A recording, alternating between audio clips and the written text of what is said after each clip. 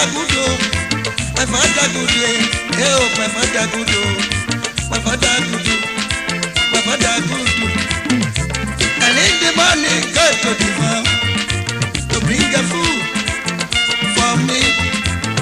In the morning he give me money to go to school, work of father. If I dey cry, you know, he go give me a maybe walk oh father oh, father good, mother is the best. My brother oh, my sister oh, father good oh, mother is the best.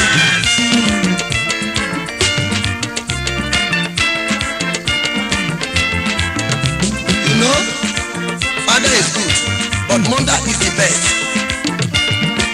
There are many reasons that follows. Father is to make money. If a child want go to school, it's the help of the father. If he want any other source, it's the help of the father. It's the name the son used to bear all the children. But mother is the best.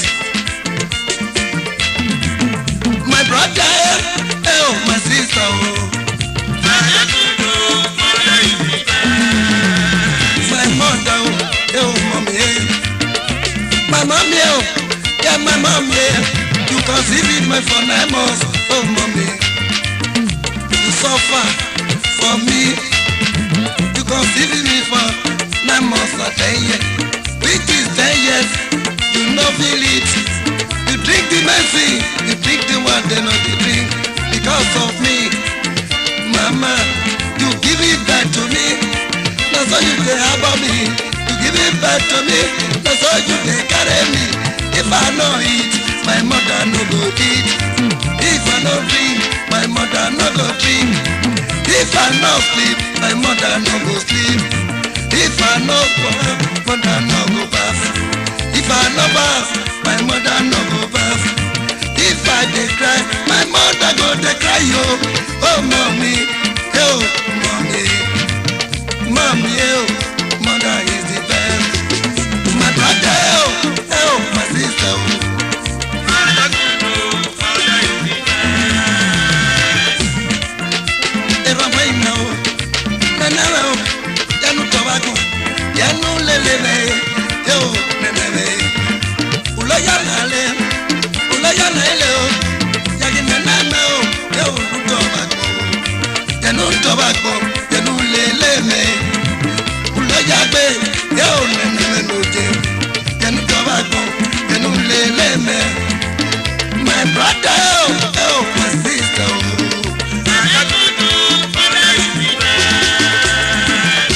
Iyajere, nene, iyajere, yagi nene me. Iyabye, oh, igabye, nene me. Yaga leleme, oh, yaga leleme, oh, of a Canada, nene me. Canada, yeah, Nene, Araba Mume, oh, Nene, Uroba Mume, Nene, Ulaya Nale, Yagulo Yanale, Ramutemo, Adina Megabagu, Nene, Loya Babago, Nene, and Tobacco.